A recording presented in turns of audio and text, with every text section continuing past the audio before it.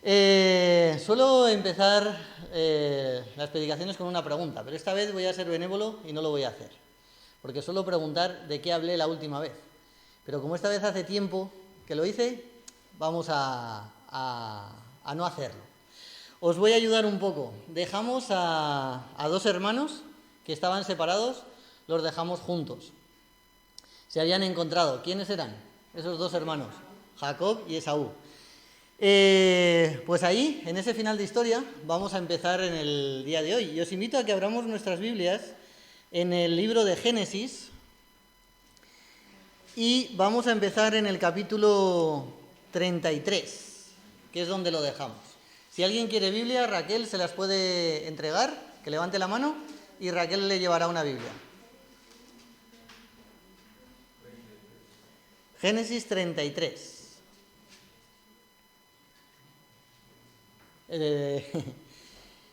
Versículo 14.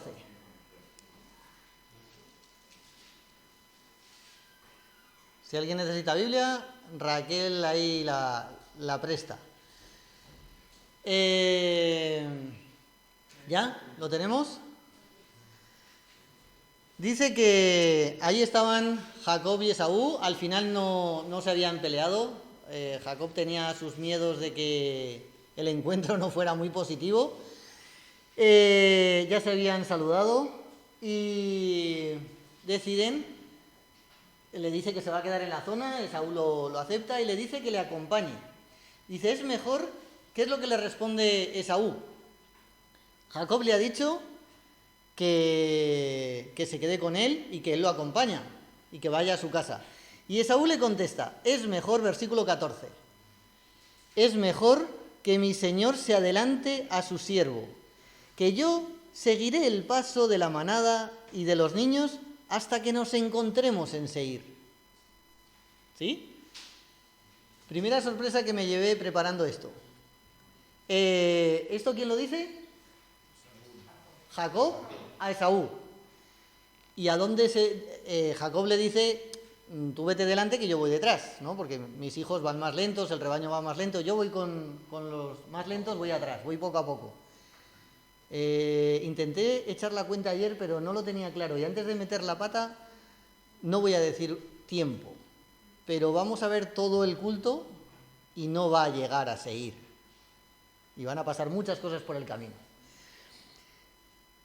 Esaú le contesta, versículo 15, está bien, pero permíteme dejarte a algunos de mis hombres para que te acompañen. Es decir, le presta un ejército, le presta unos soldados. ¿Para qué te vas a molestar?, contestó Jacob. Lo importante es que me he ganado tu confianza. Es decir, ¿cuál era el miedo que tenía Jacob?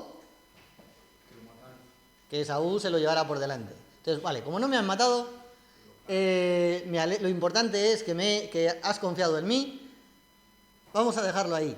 No necesito los soldados. Versículo 16. Aquel mismo día Esaú regresó a Seir. Jacob, en cambio, se fue hacia Sucot. Y si miráis en el mapa, no está en la misma dirección. O sea, uno se fue para la derecha y el otro se va para la izquierda. Pero le había dicho que le iba a seguir, ¿no? Yo me quedo despacito, yo voy detrás de ti, ya llegaré. Menos mal que no lo espero mucho, porque si no el arroz se hubiera enfriado. Dice, aquel mismo día Esaú regresó a Seir, versículo 17, Jacob en cambio se fue hacia Sucot y allí se hizo una casa para él y cobertizos para su ganado. ¿Eso, una casa se construye en un día para otro? Mucho tiempo. Y tenía Jacob a Esaú esperándolo, ¿no? Por eso aquel lugar se llamó Sucot, que significa, aquí lo llamaríamos cabañas o cuadras o establos.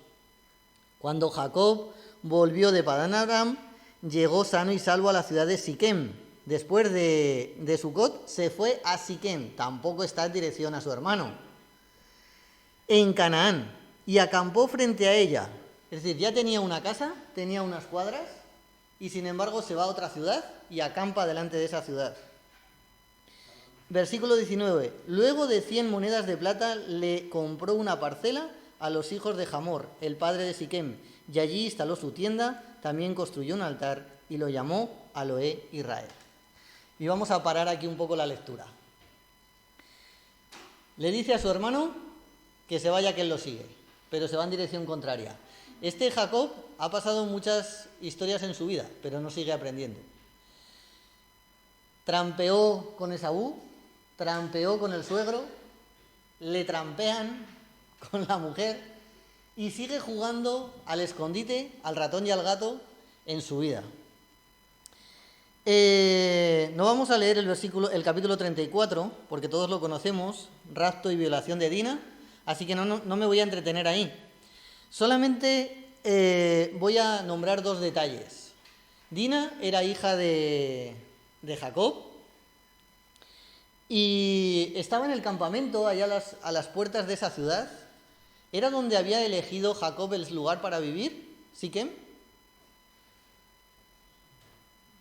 No, porque las casas y la cuadra lo había comprado en otro sitio. O sea, lo había hecho en otro sitio. Ahí va como que de visita. Y decide acampar delante de la ciudad y está ahí un tiempo. Y Dina se aburre.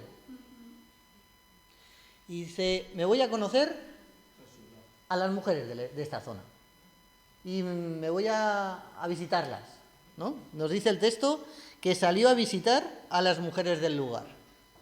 ¿Cuántas veces cambiamos de sitio? Podemos estar en nuestra casa o de visita. Y hay veces que hacemos fuera de nuestra casa lo que no nos atrevemos a hacer en nuestro lugar, ¿no? Por ejemplo, nos vamos a la playa, como aquí no me ve nadie, que estoy en Salou, que a 300 kilómetros de mi casa me puedo ir a una discoteca por la noche que aquí nadie se va a enterar. Solo tienes un problema. Medio Zaragoza lo vas a tener en Salou y no vas a ser el único que va a pensar igual. Así que es posible que te encuentres con alguno. Pero ¿con quién es con quien te debes encontrar? Con Dios. Es a Dios al que le vas a tener que dar cuentas, no a ese hermano que te ve haciendo una u otra cosa en ese lugar. Hay veces que cuando cambiamos de país, cuando cambiamos de sitio, aprovechamos a hacer cosas que en nuestro lugar no nos atrevemos a hacer. Yo he oído muchas veces a gente que, por ejemplo, Dalis, cuando vino aquí a España, le recomendaban, uy, ten cuidado, porque es que en España la gente se pierde. Bueno, o es que la gente se atreve a hacer cosas que allí no hacía, porque el entorno, la situación, no se lo permitía, ¿no? Yo recuerdo una vez una chica que me decía, yo toda mi vida la tengo mezclada en el club de exploradores. Pero es que desde niña estaba allí, desde niña había participado ahí, sus amistades, su grupo social estaba allí. Llegó aquí y descubrió un mundo social diferente. Así que decidió visitar otro mundo diferente. Entonces el problema no es en lo que tú tienes a tu alrededor, el problema es lo que tú decides.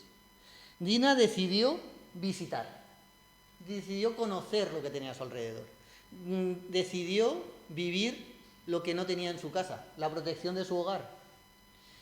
Y allí pues le ocurre algo que desde luego no tenía que haberle ocurrido, que no es culpa de ella, sino de un maleducado, y el resto de la historia la conocemos. Pero vamos al final de esa historia, que Jacob le dice a Simeón y a Leví, me habéis provocado un problema muy serio.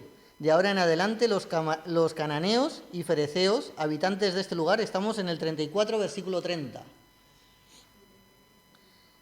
Los habitantes de este lugar me van a odiar. Si ellos se unen contra mí y me atacan, me matarán a mí y a toda mi familia, pues cuento con muy pocos hombres. Esto es el único reproche que se le ocurre a Jacob. Jacob, que sigue pensando en su supervivencia, sigue pensando en que tiene que protegerse y no se acuerda de que tiene un Dios delante que a lo mejor debería escuchar un poco más. Dice que de ahí entonces decide llevar a su familia a Betel. ¿Qué era Betel? ¿Os acordáis? ¿Cuándo estuvo Jacob en Betel? Cuando huía de su hermano. Y ahí es donde tiene un sueño y ve una escalera. En esa escalera, ¿él qué está viendo? ¿Os acordáis? Venga, ¿quién me hace un poco de recuerdo? Subir y bajar. Ángeles que subían y bajaban por una escalera. ¿Y qué representa eso?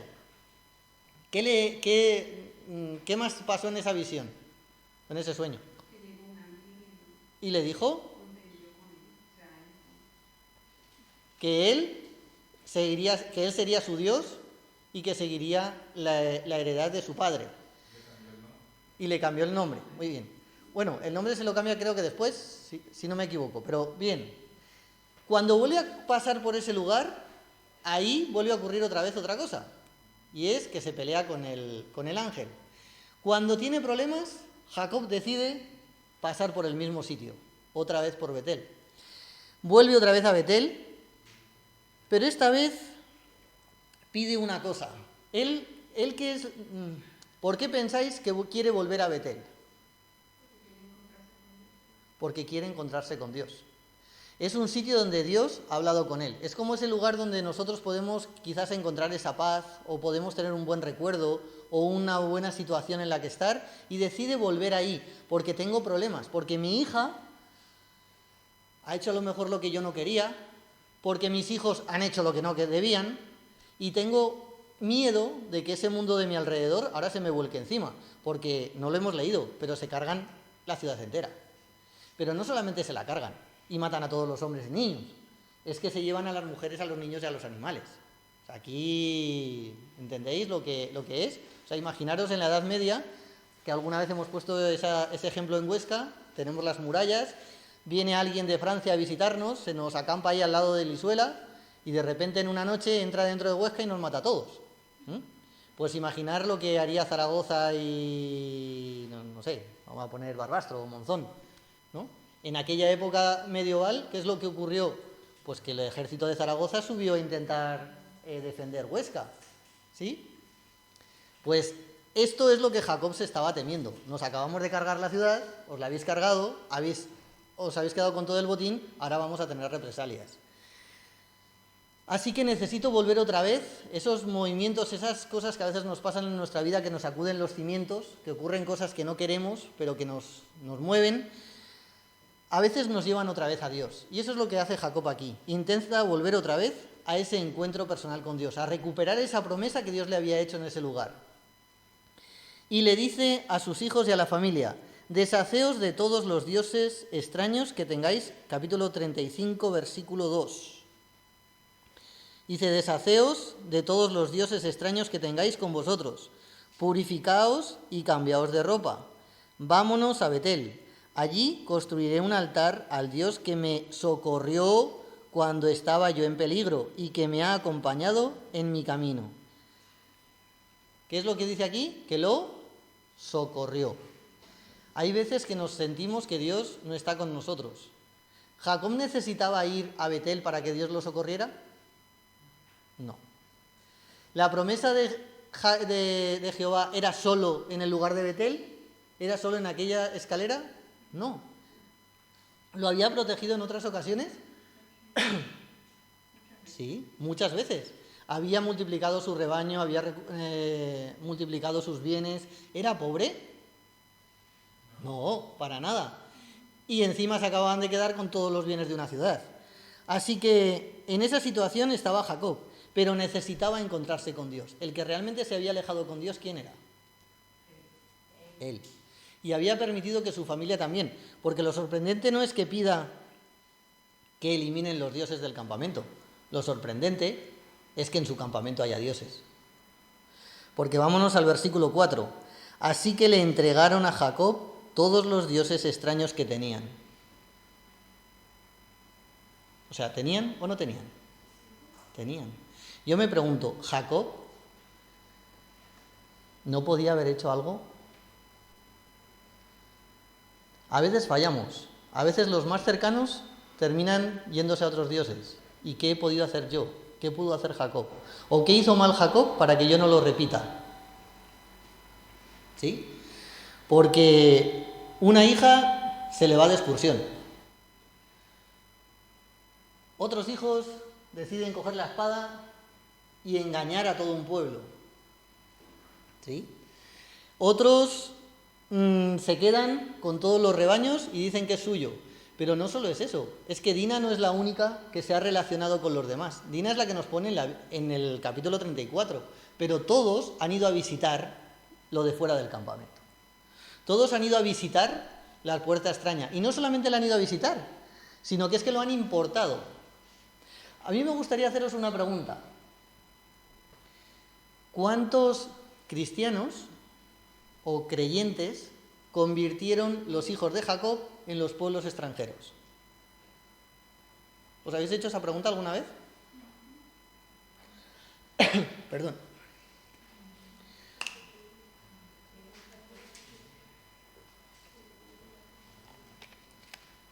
Cuando el pueblo de Israel volvió por esas tierras, ¿se encontró a muchos creyentes de Jehová evangelizados por los hijos de Jacob?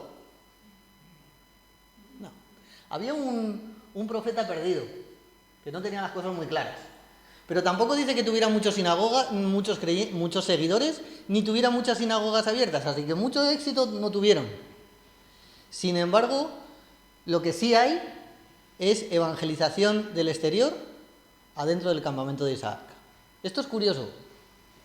Cuando nos mezclamos, quien sale perdiendo siempre es el mismo. No, hay veces que nos mezclamos con la excusa de conocer. No, vamos a ir a llevar el evangelio, vamos a dar un buen ejemplo allí donde estemos. Sí, pero terminas tú convirtiéndote en lo que no debes.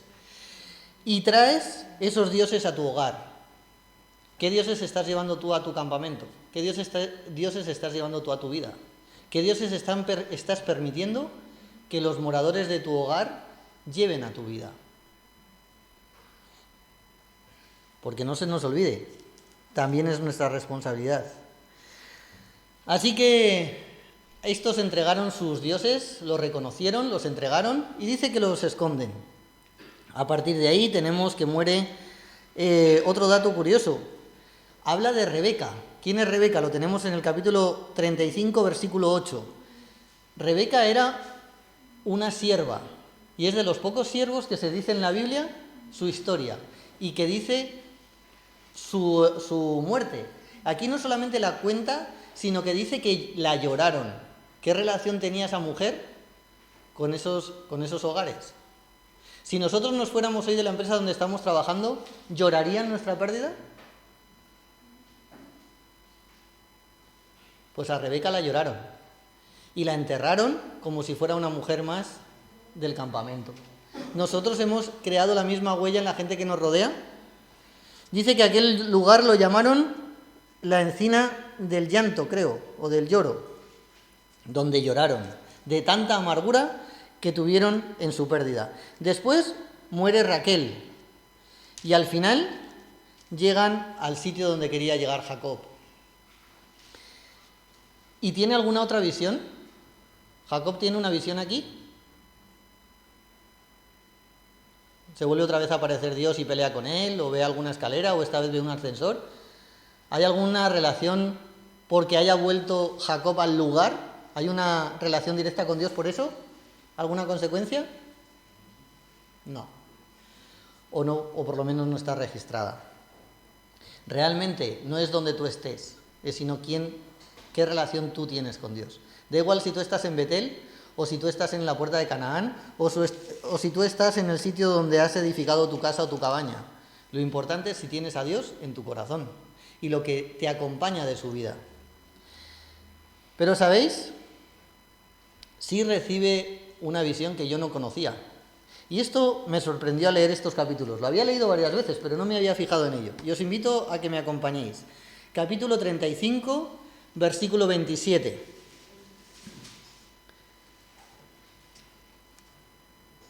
Dice: Jacob volvió a la casa de su padre Isaac en Manré, cerca de Kiriatabá, es decir, Hebrón, donde también habían vivido Abraham e Isaac.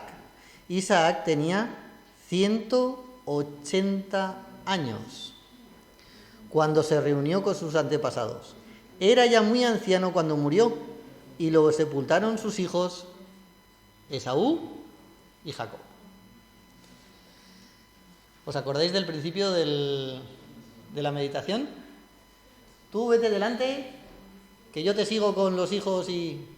Pues sí que cogieron camino distinto. Fue detrás, vamos, a 1 kilómetro. Según mis cálculos, se fueron a más de 90 kilómetros, si no me han fallado, ¿no? Por si acaso, no vaya a ser que te arrepientas. Y cuando leía este texto me sorprendía esto y también otra cosa. ¿Os acordáis por qué Isaac le había dado a Jacob la primogenitura? Sí, pero ¿por qué se la da? No. ¿Cuándo se le daba la primogenitura a los hijos?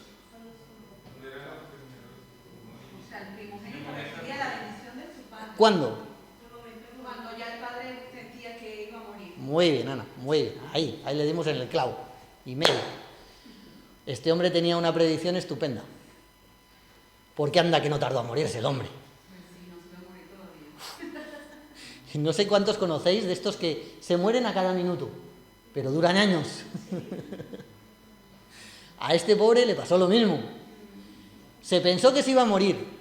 Hay gente que tenemos prisa de que ocurran las cosas. O sea que si él hubiera esperado hasta ese momento para dar la bendición, hubiera pasado tanto.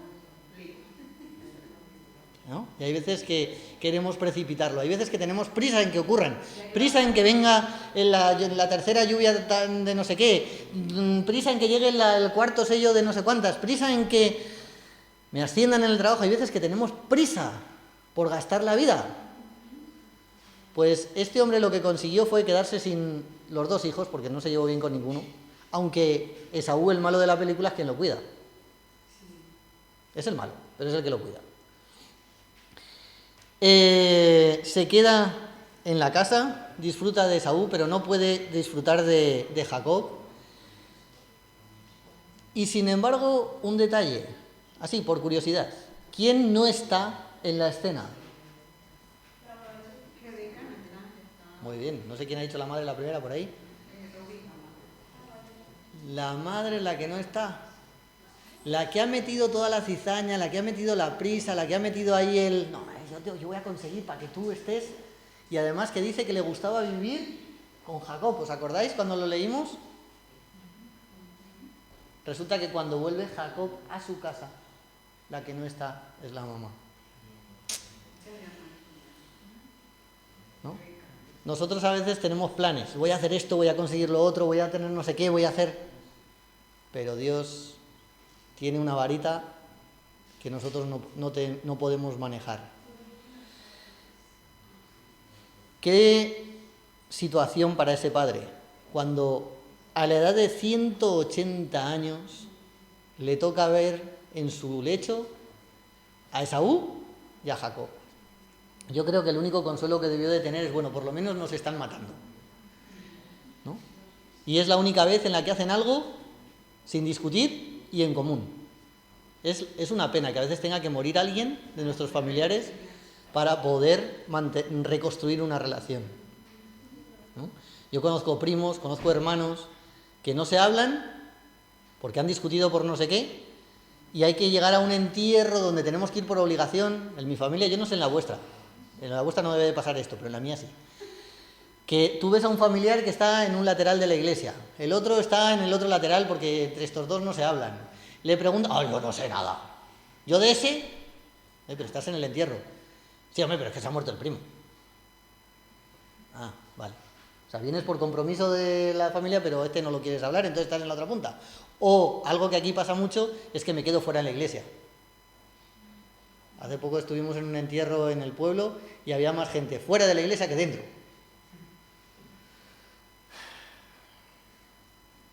Bueno, pues es una lástima que estos 2 hermanos hagan algo juntos solamente cuando se muere el padre. Si esa es tu situación, no esperes a que alguien fallezca para decirle algo. No esperes a que alguien muera cuando ya no hay remedio para hacer algo por él o para reconciliarte con esa persona. No esperes a llegar a un momento tan límite como es este para hacer una reconciliación. Así sea con Dios. Bueno, así nos cierra el capítulo 35. Nos cierra a los 2 hermanos echando tierra sobre esa tumba y cerrando aquel lugar. Y cierran una herida, porque ¿qué pelea tenían cuando eran niños? ¿Querían la heredad? doble. Querían los bienes materiales y otro los bienes espirituales. Porque, como ya comentamos en su día, el primogénito era el que tenía que hacer de sacerdote, de jefe sacerdotal de la familia. ¿Y Esaú le importaba mucho la religión? No, para nada. Él lo que quería el dinero. Y a fin de cuentas no le salió tan mal ese plato de lentejas, ¿eh? Si pensáis en la historia, el plato de lentejas le resultó barato, porque se queda con todo el dinero, se queda con la casa, pierde algo que no quiere. Porque os hago una pregunta, si Esaú hubiera querido seguir obedeciendo a Jehová, ¿Jehová lo hubiera acompañado? ¿Podía haber seguido haciendo sacrificios y altares a Jehová? ¿Qué pensáis? ¿O tenía que llamar por teléfono a su hermano para que viniera a matar al cabrito de la mañana y de la noche? No. Le hubiera servido igual, ¿no? Así que simplemente se quedó con lo que quería. Y Jacob también se queda con ese Dios que de vez en cuando siente la necesidad de ir a buscarlo a un lugar concreto, aunque realmente siempre estuvo con él. Y esta vez sí tiene posesiones, ganadas de una forma o de otra, más legítima o menos, intentando hacer trampas, porque esta semana veíamos con Dalis esquilar unas ovejas y veíamos después unas ovejas que eran blancas y otras que eran blancas y negras, y Dalis se acordaba de lo que intentaba hacer con el rebaño. ¿Realmente pensáis que por clavar unos juncos en un abrevadero las ovejas iban a salir de un color o de otro? ¿Quién hacía que salieran de ese color? Dios. Dios lo hubiera bendecido igual, Dios era el que lo estaba bendiciendo. Así que Dios estaba con él, aunque él no lo sintiera. Si seguimos adelante, vamos a dar un salto hasta el capítulo 37, para ir acabando la historia de hoy. Nos encontramos con uno de sus hijos. ¿Con quién? ¿Me he equivocado yo de capítulo? Capítulo 37. ¿De quién habla en ese capítulo? José. José, muy bien.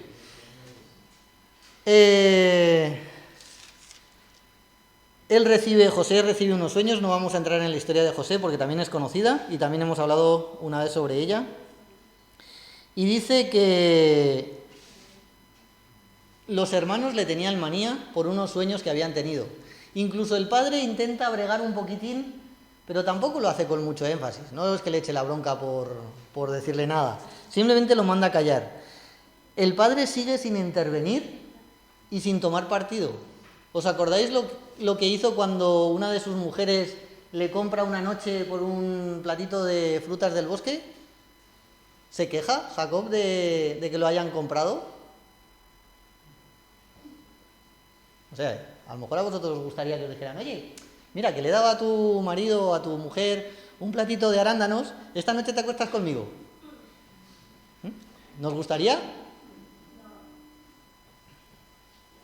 Pues eso le hicieron a él y él no se queja. Ah, pues qué bien. Esta noche nos vamos para allá.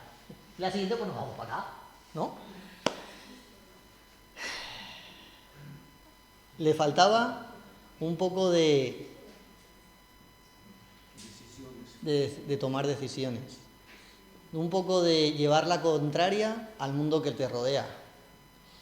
A lo mejor es lo mismo que nos pasa a nosotros, ¿no? Cuando nos vienen a visitar o cuando nos invitan a que los visitemos. En esta situación tiene un hijo que él lo quiere mucho. Todos conocemos, como he dicho antes, la historia, que tiene unos sueños y que aparentemente se burla de sus hermanos. Y los hermanos le tienen un poco de manía. Aquí dice que los hermanos, nos vamos a centrar cuando se van, cuando manda a los hermanos con el rebaño, los manda lejos. Saqué los cálculos y aquí están como si nos hubiéramos ido de Huesca a Zaragoza. Y dice que José se va donde tenían que estar, que más o menos sería mitad camino, como por fuera. Llega afuera José y no encuentra a sus hermanos. Entonces le dicen, no, está en Zaragoza. Supongo que iría a caballo o en camello. Y en lugar de coger y decir, bueno, oye, mi padre me ha mandado que venga aquí no están, me voy. Y le digo a mi padre, mira, ahí no estaban, así que la comida que les he llevado no están. Pero José no hace eso, sino que José continúa buscando y llegando. Cuando lo ven de lejos sus hermanos, dicen, he aquí, viene el soñador. Deciden matarlo. Y cuidado, aquí nos aparece otra vez Rubén. Rubén, que no sé si os acordáis, pero este tenía herencia en el padre.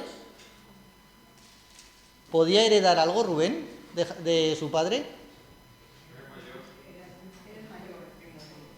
Sí, muy bien. Estupendo, es el mayor. ¿Pero recibe herencia? No. Y esta vez no voy a hacer la pregunta porque es demasiado complicada. Yo no me la sabía. ¿Por qué no recibe herencia aunque sea el primogénito? Porque se acostó con la amante del padre.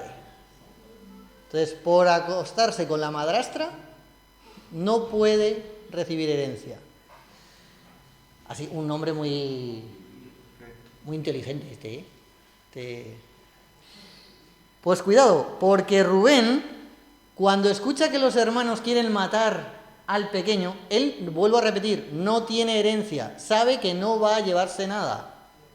Sabe que el más querido del padre es José. Así que como este padre ya es experto en darle la herencia o recibir herencia a quien no le corresponde, porque era su caso, Rubén podía pensar que quien se iba a llevar la herencia era José. Pero cuando oye que sus hermanos lo quieren matar, le dice, no lo matemos, echémoslo en una cisterna. ¿Y él qué pensaba hacer en ese momento? Pensaba ir después voy, lo saco de la cisterna y se lo devuelvo al padre. Y aquí ya está, arreglamos el asunto. ¿A cuántos nos gusta a veces arreglar los problemas? Pero a escondidas, sin enfrentarnos. Esta semana veía un vídeo en un telediario que le habían pegado una paliza a un chico en un metro, creo que de Barcelona o de Madrid. Hay otro que en las cámaras se ve cómo pasa cuando le están dando la pelea. Y se va. Si hablamos con él nos dice, no hombre, es que cuando yo salí, es que ellos eran dos y yo era yo solo, ellos eran fuertes, yo un gordito sin fuerza. Cuando salí de la estación llamé al 112 y llamé a la policía. Yo fui el que dio el aviso. Yo hice lo que tenía que hacer. Es posible que nos diga eso si le preguntamos. Pero lo gordo es que mientras ve que le están pegando patadas, se va.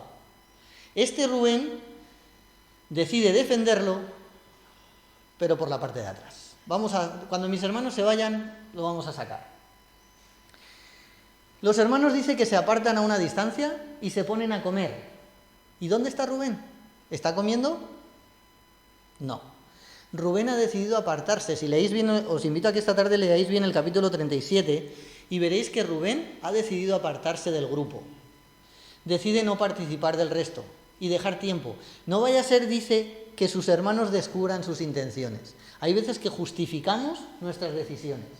Hey, tú te tienes que quedar ahí defendiendo a tu hermano, quédate. Es posible que termines tú también dentro de la balsa, porque son más que tú. Pero quédate. Pero sin embargo nos gusta huir y buscamos excusas para no enfrentarnos al problema. Resulta que mientras comen, el resto de hermanos, ocurre algo. Aparecen unos primos. No eran extraños, ¿sabéis? Eran primos, eran de la familia. No le tenían por qué tener miedo a la gente de la familia. ¿Sabéis de quiénes eran descendientes estos primos? De Ismael. Cuidadito, de Ismael, ¿sí? Así que saludan a sus primos. Oye, ¿qué tal? ¿Cómo va? ¿Cómo te va la vida? ¿Qué tal por esas tierras? ¿Qué llevas haciendo? Llevo esto y lo otro. Oye, aparte de que lleves telas y ropas y dice que perfumes y algunas especias a Egipto, llévate a este primo tuyo y lo vendes de esclavo en Egipto. Eso es lo que hacen los hermanos de José, venden a su propio hermano, pero es que los otros no eran tontos, sabían lo que estaban haciendo. ¿Preguntaron en algún momento quién era ese muchacho que se tenían que llevar de esclavo? No preguntan. pagan el dinero, los otros reciben el dinero y aquí nos callamos todos. ¿Cuántas veces actuamos por conveniencia? Oye, yo he hecho lo que me han mandado. A mí me lo han vendido, me han pedido 40 monedas, yo aquí le pago las 40 monedas y me lo llevo. Después llego a Egipto y lo vendo por 80. ¿No? Cuando llega Rubén a donde están sus hermanos, se encuentra con que la cisterna está vacía. Y ahora tenemos un problema. ¿Y dónde está el hermano? Acaban de pasar unos primos por aquí y se lo hemos vendido. Lo llevan de esclavo a Egipto. Rubén coge su caballo, su montura que tuviera en aquel momento y echa a correr detrás de la columna de primos, de ismaelitas, de madianitas. No. Hay veces que somos buenos, pero hasta un límite. Cuando nos toca nuestro bolsillo, cuando nos toca nuestro esfuerzo o cuando nos toca nuestra integridad, es que no puedo hacer más, ¿eh? Yo ya lo intenté, papá, pero lo metí ahí, lo guardé ahí, cuando volví ya lo habían llevado. ¿Cuántas veces actuamos así? Pero si esto no fuera poco, vamos a continuar con la historia. Dice que le dicen lo que había pasado y vamos a leer capítulo 37, versículo 32. Si no tenemos bastante con una, tenemos dos. Versículo 32. Luego la mandaron a su padre, la túnica, con el siguiente mensaje. Encontramos esto. Fíjate bien si es o no la túnica de tu hijo. Esta también me sorprendió, porque yo pensaba que los hermanos de José habían ido al padre y le habían llevado la túnica ensangrentada. ¿Sí? ¿Cuántos pensábamos eso? ¿Sí también? Pues no. Estos son cobardes a lo sumo. He descubierto en el texto que pone, luego mandaron la túnica a su padre con un mensaje. ¿Sí? Es decir, cogieron a un siervo que hubiera por ahí y le dijeron, toma, coge esto y dile a nuestro padre, encontramos esto. Fíjate si es o no la túnica de tu hijo. Allá te apañas. Oye, qué cobardes, ¿no? Rubén se ofrece para decir, no, tranquilo, hermano, ya voy yo con la túnica y ya le llevo yo el mensaje al padre. ¿Ese lo hace? No. Se quedan todos. Más tarde dicen que el padre estaba de duelo y todos lo intentaban consolar. Yo no sé si ese padre estaba de duelo por el hijo o por los hijos que tenía a su alrededor, porque eran un grupo peculiar de personas. Y hay veces que en la Biblia, sabéis, hemos oído muchas veces que en la Biblia es un libro que cuenta las verdades y que cuenta tanto las cosas buenas como las malas. Si nosotros cogemos un libro histórico de un rey del Sancho Ramírez de Aragón, por ejemplo, nos va a contar todas las bondades que hizo, pero no vamos a encontrar en sus memorias las cosas que no hizo tan buenas, ¿no? Sin embargo, la Biblia es un libro que es histórico, pero que nos cuenta también los errores. Y esos errores tienen una función. Dios creo que lo puso allí para un ejemplo para mí, para sacar una lección en mi vida.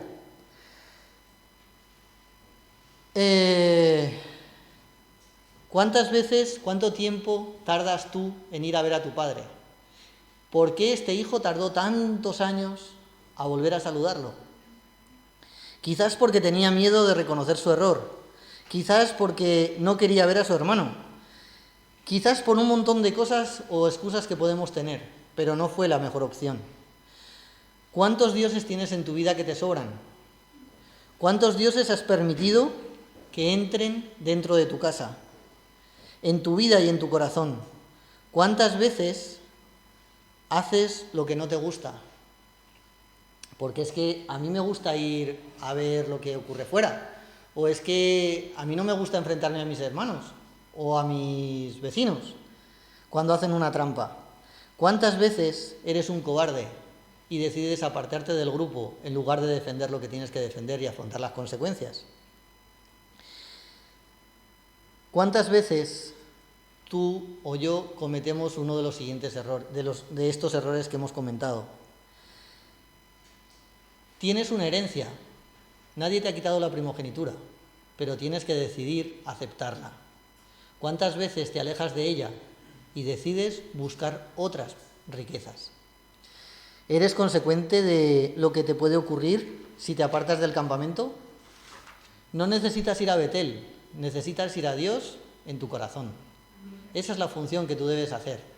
Y eso es lo que tienes que permitir, que Dios more contigo, que Dios sea el Dios de tu campamento, que sea el Dios de tu casa, que sea el Dios de tu vida, y que hagas las cosas como Él haría, y que cojas estos ejemplos y no los repitas. No tardes en ir a ver a tu padre, no tardes en ir a ver a tu hijo, no tardes en ir a ver a tu amigo. No permitas que haya rencillas en tu corazón y no permitas que nadie se quede con tu herencia porque tú no la hayas recogido. Dios tiene una corona para ti, levántate y cógela.